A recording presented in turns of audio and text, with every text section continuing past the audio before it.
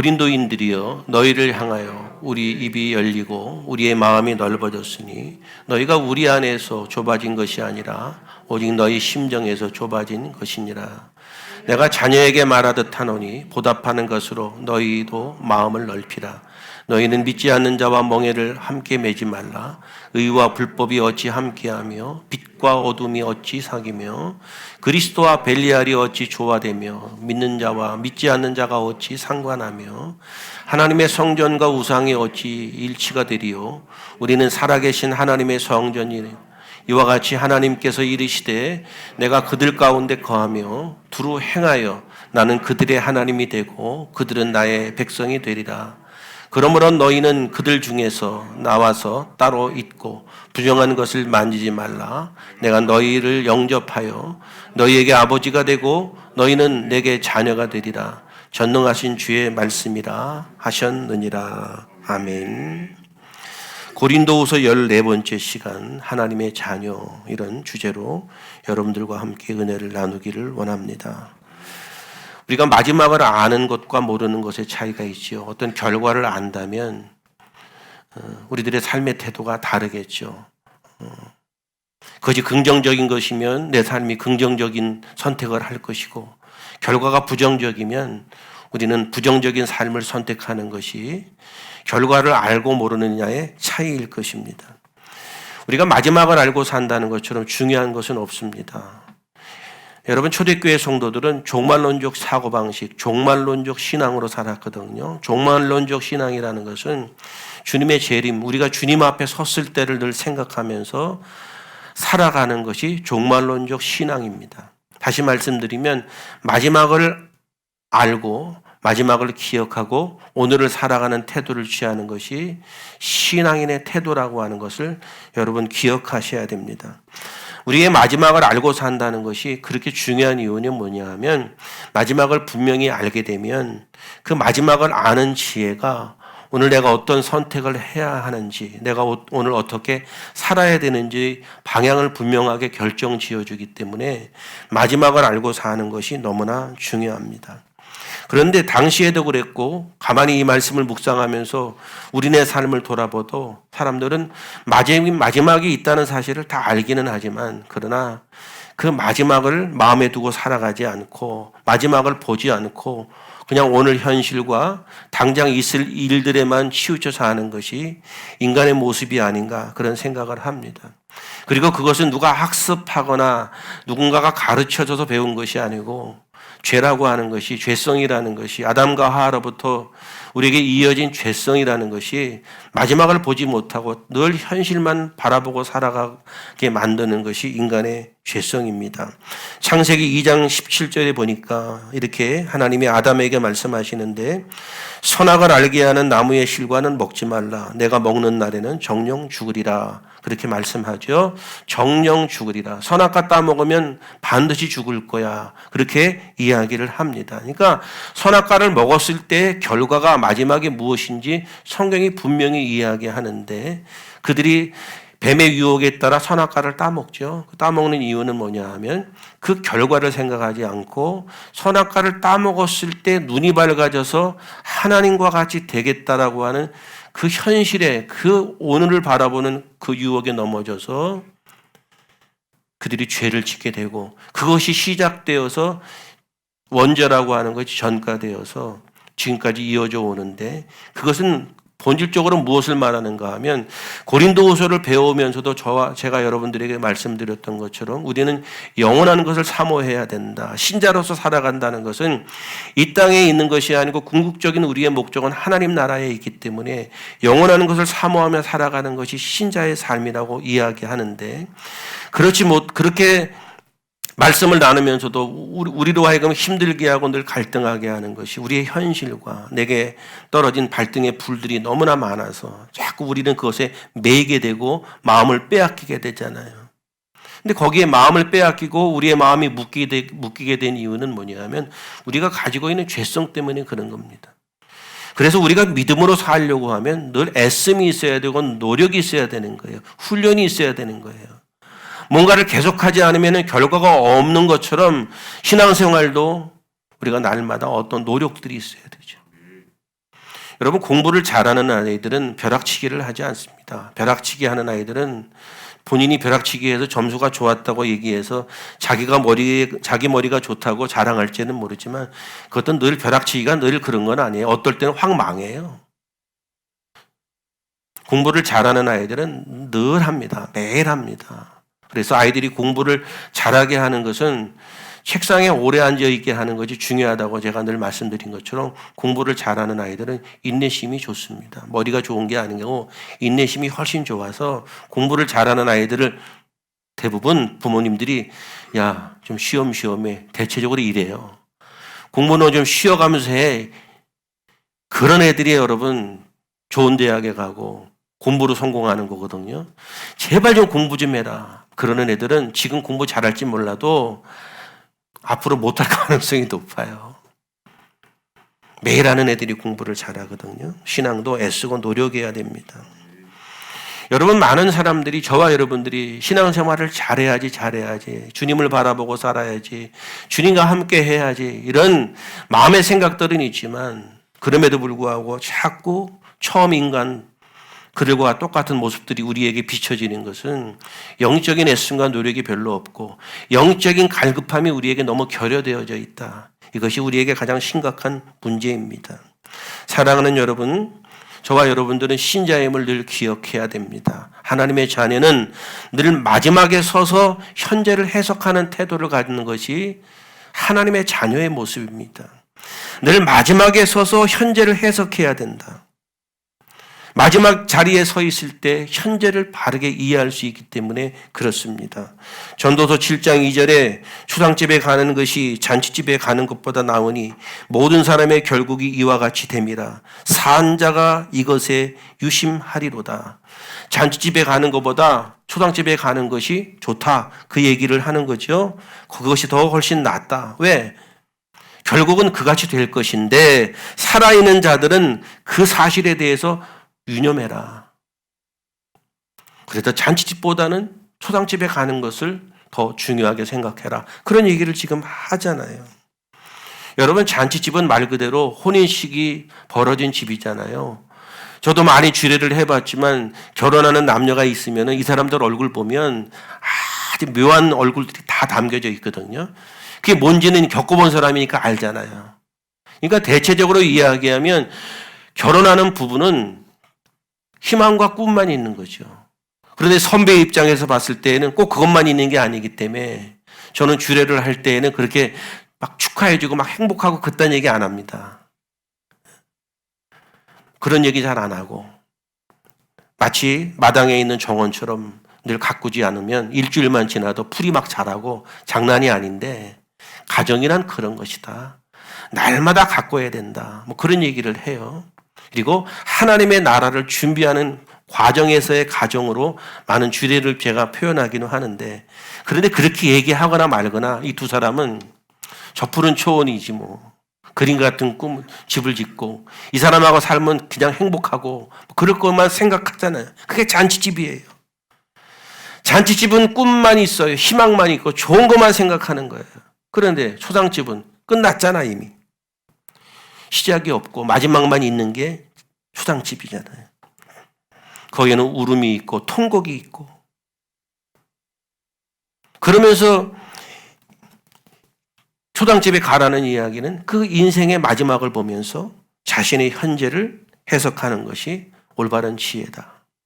제가 언젠가 아주 예전에 교회 칼럼을 쓰면서 지는 애가 훨씬 더 아름다움을 경험한 적이 있어서 안면도에서 학생들을 데리고 수련회를 갔는데 그냥 그날따라 그 꽃지 해수욕장에서 그 석양을 보는데 그 많이 봤던 건데 그날따라 이게 확 오더라고요. 그런데 너무너무 그 장면이 아름다운 거예요. 그래서 제가 저녁에 아이들이 밥 먹는데 거기 아이들 밥 먹는데 그런 얘기를 했는데 걔들은 뭐 그 얘기가 뭔 얘기인지 알겠어요. 그냥 신나게 밥 먹는 거지.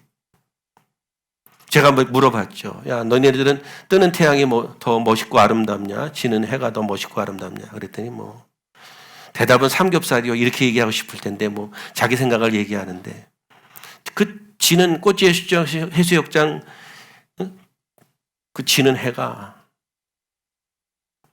아, 예? 지는 애가 훨씬 더 아름답구나. 여러분, 인간의 습성, 인간의 본성은 말입니다. 마지막을 무시하고 현재에 집착합니다. 이것이 인간이 가지고 있는 죄성입니다. 저와 여러분들이 신앙생활하면서 믿음으로 살아가기를 원하지만 그것이 방해되어지는 것이 자꾸 우리는 현실에 집착하는 것입니다. 그래서 제가 지난 시간에도 말씀드린 것처럼 사람의 근본적으로 가장 우리를 힘들게 하거나 죄 가운데 거하게 하는 것이 인간의 욕심이라고 표현을 했는데 그것이 뭐예요? 다 욕심은 현실에 기인한 거죠.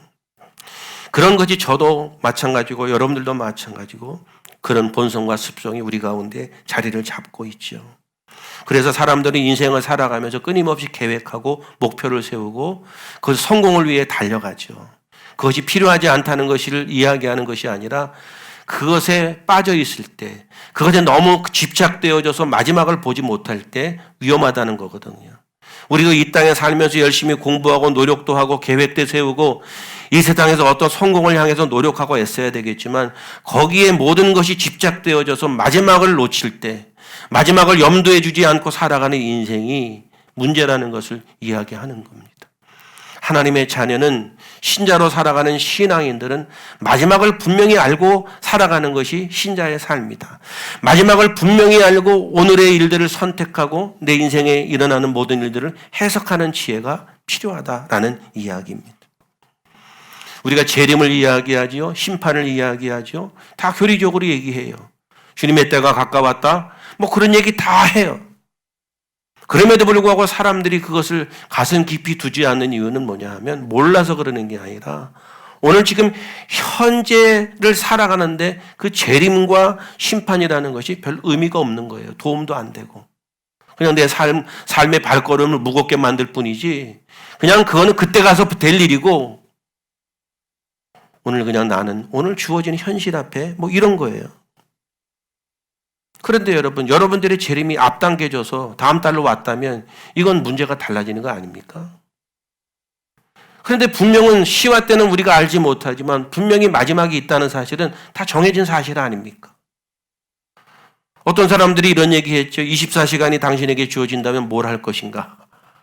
여러분 뭐 하실래요? 24시간 딱 주어졌다면? 그러니까 뭐하고 시간을 쪼개갖고 그것도 계산하고 앉았더라고. 뭘 해요? 그냥 집에 가만히 있지. 24시간 남았는데. 나 이제 24시간 남았다 그러면 보고 싶은 사람 지들이 오고 지들이 하는 일이지 내가 24시간 남았다고 뭐 쪼개갖고 뭘 하겠어요? 집에 가만히 있지. 마지막 끼니로 누룽지나 끓여 먹고 앉아있지. 뭘 하겠어요? 그러나 분명한 것은 마지막은 분명히 정해져 있는데 그 마지막이 당겨져 있다면 오늘 나에게 그 마지막이라면 나에게 지금 현실적으로 남아있을 게 뭐가 있을까? 마지막을 생각하라는 의미는 그 의미예요. 나에게 오늘 마지막이라면 지금 내가 소중하게 생각하는 것들이 무슨 의미가 있냐? 그런 얘기입니다. 솔로몬이 헛되다고 이야기하는 것은 세상사가 헛되다는 얘기가 아니에요. 거기에 모든 것이 매여 있고 거기에 목표가 있다면 그 인생이 헛되다는 이야기를 하는 겁니다. 공부도 열심히 하고 우리에게 주어진 직업에 대해서 최선도 다하고 그 일에 대해서 열심히 다 하지만 그러나 그것에 다 모든 것이 메어져서 마지막을 생각하지 못한다면 하나님의 자녀로서의 삶이 아니라는 것을 사도 바울이 그 당시에 고린도 교회 성도들이 그런 모습을 비추고 있기 때문에 이런 메시지를 지금 전하고 있는 겁니다. 재림을 이야기한다. 주님의 심판을 이야기하면서도 사람들은 그 재림의 이야기, 심판의 이야기는 아주 먼 이후의 이야기처럼 생각하고 이런 얘기를 할 때 그렇지. 그렇게 학습적으로만 이해를 하고 그것이 실제적으로 내 문제라는 것에 대한 것을 잘 묵상하지 않습니다. 왜? 현재의 것에 마음이 빼앗겨 있어서 그게 너무 중요해서 그렇다는 거예요. 세상에서 어떤 꿈을 꿉니다. 목표를 가집니다. 거기에 대해서 노력도 합니다. 그러나 그것만 가지고 살아가는 것을 이야기하는 거죠.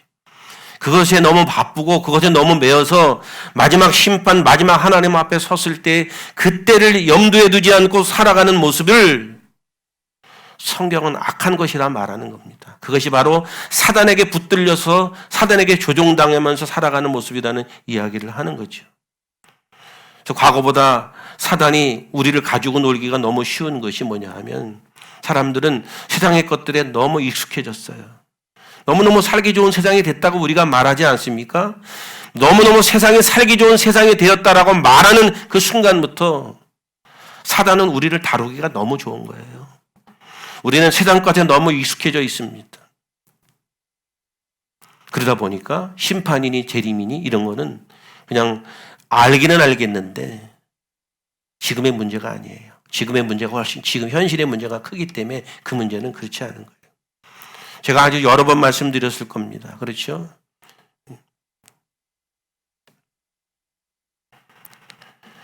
악의 지배를 받게 되면 사단의 지배를 받게 되면 항상 현재의 소망을 두고 그 꿈에 부풀어서 살아갑니다. 마지막을 염두에 두지 않습니다. 마지막은 마지막에 가서 할 일이고 지금이 중요하다고 생각하고 그래서 사람들이 말하죠. 잘 먹고 죽어야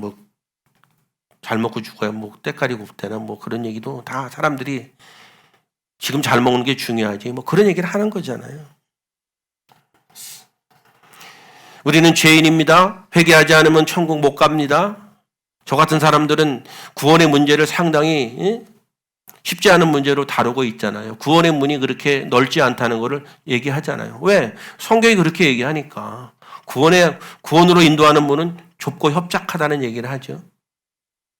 실제적으로 사람들은 구원에 대해서 오늘날 많은 사람들은 쉽게 생각합니다. 그리고 거기에 일조하는 것이 복음을 내세워서 하나님의 은혜를 내세워서 교회가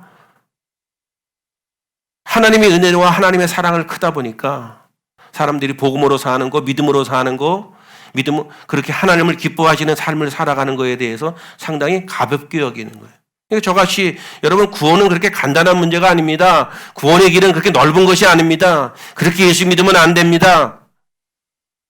이렇게 얘기하는 저 같은 사람들한테 다른 사람들은 뭘 그렇게 상도들한테 부담을 줘. 좋은 얘기하기도 바쁜데 복 받으라 그러고 좋은 얘기하면 되지. 응? 자꾸 사람들을 이렇게 그렇지 않아도 세상 살기 힘든데 교회 와서 그냥 좋은 말 듣고 가면 좋은데 자꾸 의기소침하게 만들어. 여러분 잘 들으세요. 그런 듣기 좋은 이야기들이 사단의 소리일 수 있다는 사실을 기억하셔야 됩니다. 저나 여러분들은 이 세상에 너무 익숙해져서 넘지 말아야 될 선을 넘을 때가 많고 양다리를 걸치고 살 때가 너무 많다 이거예요. 세상에서도 어떤 좋은 결과를 만들어내려면 그 결과를 만들어내기 위해서 얼마나 우리가 힘들게 사는지 잘 아시지 않습니까? 세상에 줄 수 없는 구원의 문제를 다루고 영원한 것을 다루는 그 문제를 우리가 가볍게 생각하고 그냥 이 세상에 매이고 현실에 매여서 살아가면 하나님의 자녀의 모습이 아니라는 겁니다. 여러분 우리의 죽음과 세상을 대입해서 한번 생각해 볼 수 있기를 바랍니다. 우리가 죽는 순간에 세상의 모든 것을 다 삼키는 겁니다.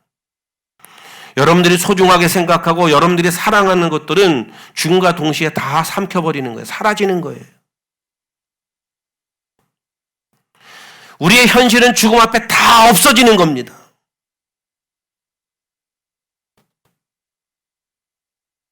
그렇기 때문에 오히려 역으로 현실적인 것에만 집착하고 살아가는 사람들이 비현실적인 거예요.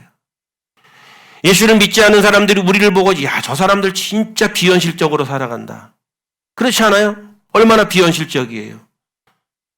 아니 그 많은 집에 바쁘고 죽겠는데 그 교회 갈 거면 놀러를 가야지. 이 날 좋은 날에. 그래 여기 날 좋은 날에 여기 오는데 그래도 여기서 오면은 들어올 때마다 5만 원씩 주면은 이해가 되는데 여기다 또 갖다 내면서 오잖아. 얼마나 우리가 비현실적이에요. 그런데 하나님의 말씀을 통해서 이렇게 보면 세상에 마지막을 모르고 살아가는 저들의 삶이 얼마나 비현실적인가를 우리가 깨닫게 되는 거죠. 여러분, 신자와 신자가 아닌 사람들이 다른 삶을 살아갈 수밖에 없는 것은 출발이 달라서 그래요. 출발이 뭐예요? 우리는 어디서부터 시작해요? 마지막에서 시작하는 거예요. 비신자들은요. 비신자들은 현재에서 현재로 끝나는 거예요. 우리는 마지막에서 시작해서 오늘을 살아가는 사람들이 신자이고 하나님의 자녀들이에요. 마지막 때 하나님 앞에 섰을 때를 생각하고 이건 분명한 사실이고 진리이기 때문에 그 사실을 알고 오늘을 해석하는 사람들이 되니까. 그 사실을 알고 오늘 내가 어떤 일을 할 때 선택을 해야 되고 결정을 해야 하는 것이 신자의 삶이다. 우리는 마지막으로 시작해서 현재를 살아간다. 그런데 비신자는 현재에서 현재로 가잖아. 그러니까 뭐예요? 자기 욕망에 도취되고 자기의 것을 이루는 것을 목표로 살아가는데 그렇지 않다 이거예요. 오늘 우리는 어떻게 살고 있는가? 끊임없는 질문이죠. 끊임없는 질문이죠.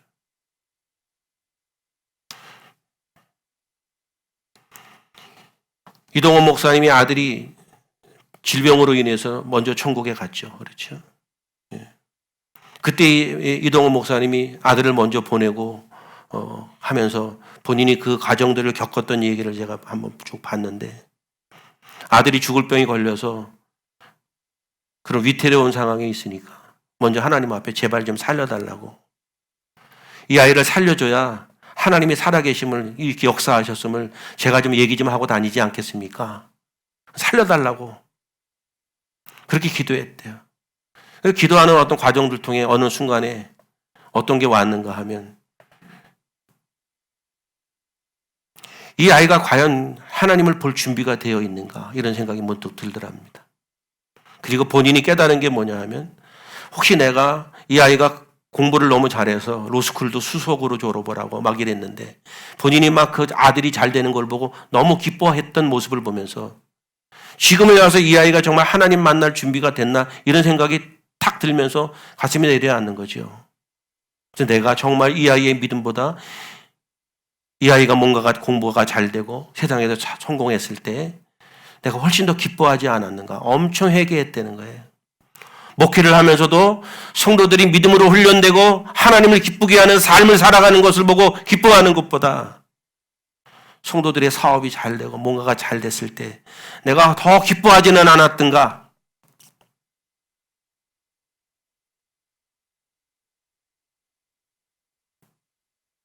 여러분, 성도들이 예수를 믿으면서 여러분들이 듣기 좋은 이야기를 하고 여러분들이 어떤 위로가 되는 얘기만 하고 편안한 얘기만 하면 사건일 가능성이 높죠, 저는.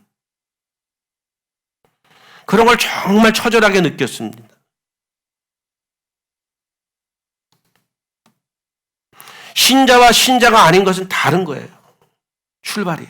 우리는 끝을 아는 거예요. 영원한 것에 가치를 두기 때문에 그 결정이 다른 거예요.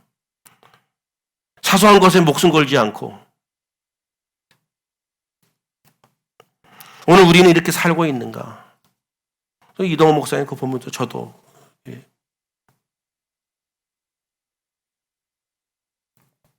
자유롭지 못하죠. 마이크 잡고 설교해도 그렇잖아요. 숨길 수 없는 거죠. 14절 올려주시기 바랍니다.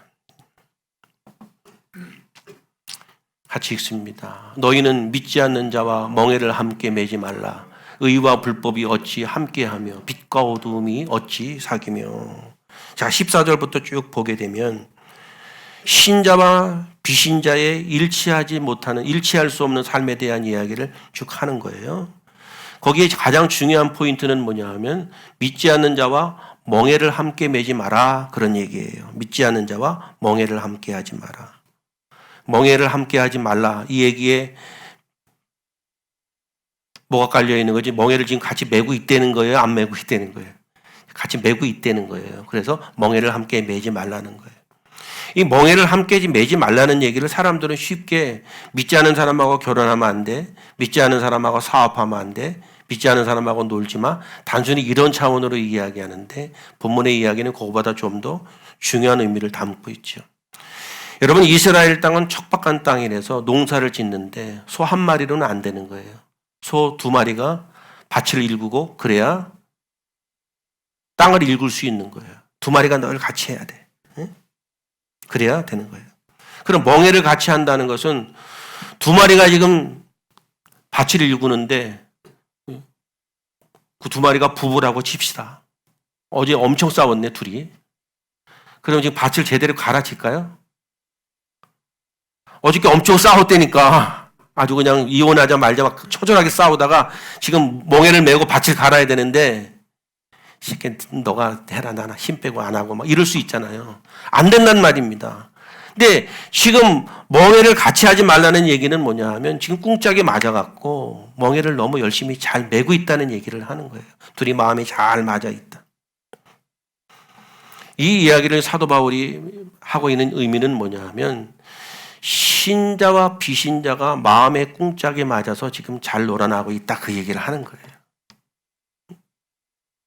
둘이 같이. 문제는 뭐냐 하면 믿는 자의 가치관이나 사고방식이 문제인데 믿는 자의 사고방식이나 가치관이 믿지 않는 자의 사고방식이나 가치관과 똑같아서 지금 둘이 같이 밭을 잘 갈고 있다, 그 얘기를 하는 거예요. 교회는 다니고 예수는 믿고 교회도 붙어있고 다 기독교란에 동그라미는 치는데 살아가는 삶의 태도와 가치관은 비도교인과 전혀 다를 바 없다. 이거를 함께 지금 멍에를 메고 있다는 이야기를 지금 하는 거예요. 종교인 제가 늘 이야기하면서 하는 얘기가 그 얘기 아닙니까? 교회 다닌다고 구원받지 못한다고 제가 하는 얘기가 그 얘기가 아닙니까? 어떤 아이가 우리 집에 놀러 왔다고 그 자식이 우리 집 자식이 아니잖아요. 호적이 들어와 있어야지. 걔가 내 자식의 친한 친구라 그러면 걔들이 와갖고서 나한테 아빠 그럴 수 있어요. 아버지라고 그러고 아빠라고 그러고 아버님이라고 그러고 다 할 수 있잖아요. 그렇다고 걔가 내 자식은 아닌 거지.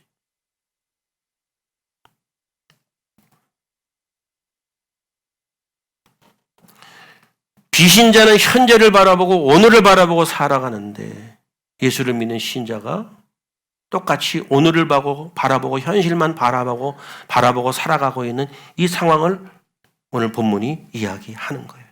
그것을 쭉 얘기하는 게 뭐예요? 쭉 뒤로 가면 의와 불법이 함께하는 것이다. 빛과 어두움이 사귀는 것이다. 그리스도와 벨리알 사단이 좋아하는 것이다. 믿는 자와 믿지 않는 자가 상관하는 것이고 성전과 우상이 일치하는 것이다. 그렇게 완곡하고 단호하게 표현하잖아요. 열심히 살아야죠. 뭐든지 다 열심히 하고 주어진 현실 가운데. 그런데 그것에 매여서 마지막을 보지 못한다면 이것은 비신자의 삶과 동일하다는 것을 이야기하는 겁니다. 자, 한 걸음 더 나아가 볼게요. 18절 한번 올려주시기 바랍니다. 말씀을 띄어서 그냥 정리하는 거예요. 함께 읽습니다. 너희에게 아버지가 되고 너희는 내게 자녀가 되리라. 전능하신 주의 말씀이니라 하셨느니라. 자, 오늘 마지막 절이 18절을 봤죠.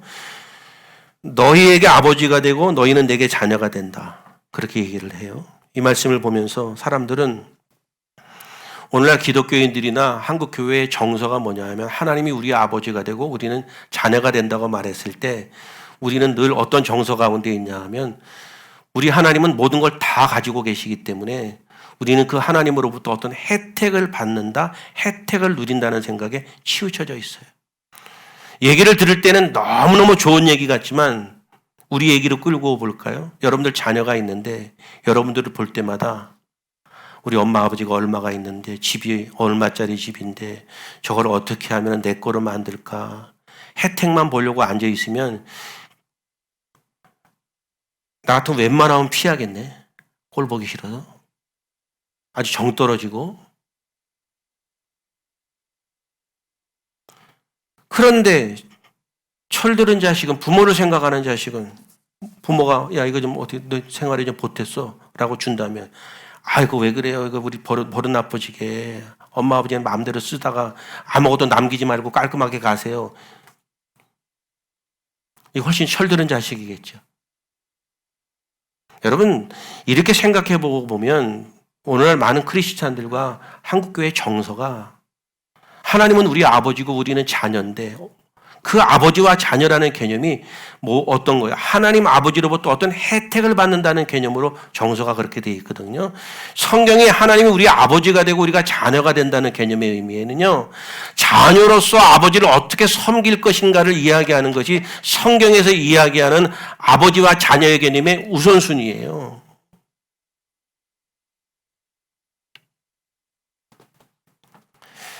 신자를 자녀라고 부르는 것은 자녀로서 아버지를 어떻게 섬길 것인가에 대한 관심을 두라는 이야기를 하는 거예요.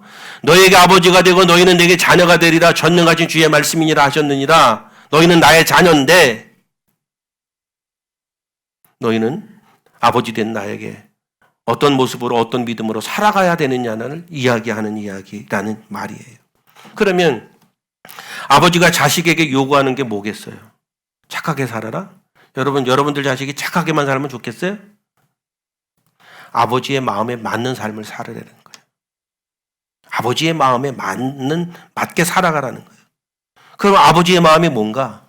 오늘 본문의 이야기의 스토리로 끌고 가면 아버지가 원하는 것은 세상과 일치하는 삶을 살지 말아라. 세상의 가치관을 따라 살아가지 마라. 세상과는 다른 의식을 가지고 살아라. 그 얘기를 하는데 우리가 세상과 다르게 살아가지 못한다. 그 이유가 뭐라는 거예요? 마지막을 잊고 산다 이거예요. 하나님의 마음은 마지막을 늘 염두에 두고 살아라. 성경은 여러분 도적같이 임한다고 말하고 두 사람이 맷돌 갈다가 갑자기 하나는 가고 이런 얘기 하잖아요. 마지막을 늘 염두에 두고 살아라. 그런데 오늘날 하나님을 믿는다는 하나님의 자녀들이 세상 사람들처럼 늘 세상 것만 보고 눈에 보이는 것만 보고 그리고 살아간다면 그것이 죄로 나아가는 이유가 된다. 여러분 예수를 믿는 저와 여러분들도 세상 것이 좋아 보이는 것이 사실이잖아요. 우리가 어떻게 거기서부터 자유할 수가 있어요. 그런데 뭐라고 말하는 거예요? 거기에 취해 있지 마라. 거기에 너무 빠져갖고 마지막을 놓치지 말아라. 마지막을 생각하지 못하는 그런 삶을 살지 말라는 것을 이야기하는 거예요. 마지막을 잊어버리면 뭐예요? 자꾸 오늘 좋은 것만 선택하니까 그것이 하나님의 자녀의 모습이 아니고 신자된 자의 모습이 아니다. 그렇게 살아가게 되면 전혀 세상과 다른 모습이 보여지지 않고 비신자와 신자의 차이점이 없다. 그렇게 되면 의가 의를 포기하면 불의만 드러난다. 빛을 포기하면 어둠이 된다. 그 얘기를 쭉 하잖아요.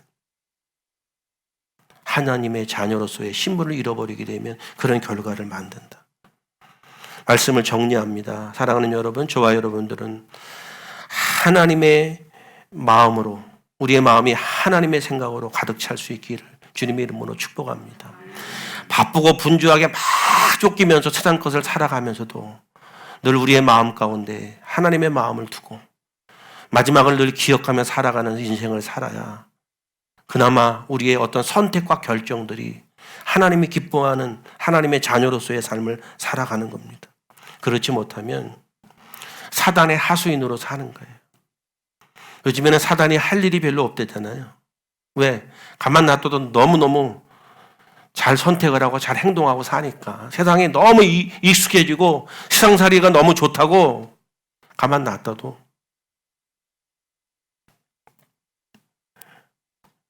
사랑하는 여러분, 세상은 세상이 살아가는 삶의 방식이 따로 있어요. 신자는 신자로서 살아가는 삶의 방식이 따로 있단 말이에요. 하나님이 원하시는 삶의 방식. 그 기준이 말씀인 거예요. 오늘 말씀을 정리하면서 사랑하는 여러분, 세상 것으로 우리의 마음을 채우려고 힘쓰지 말고 하나님의 영으로 우리들을 채우려는 애씀이 있어야 됩니다. 그런 은혜가 있기를 주님의 이름으로 축복합니다. 저와 여러분들은 하나님의 성전, 하나님이 거하시는 집입니다. 우리의 마음 가운데 하나님의 마음으로 채우고 그 하나님의 소원을 이루어드리고 하나님을 기쁘시게 하는 삶을 살기를 힘쓰고 결단할 수 있기를 주님의 이름으로 축복합니다. 마지막이 되면 마지막 때는 마지막이 세상의 모든 것을 다 삼켜버립니다. 그러므로 더 소중한 것을 꿈꾸며 살아가는 것이 신자의 삶입니다. 하나님의 말씀에 붙들려서 행동하고 하나님의 자녀됨을 늘 기억해서 하나님이 기뻐하는 삶을 살아가는 우리 모두가 될 수 있기를 주님의 이름으로 축복합니다. 기도하겠습니다. 헌신하기를 원하시는 분들은 일어서서 기도하십시오.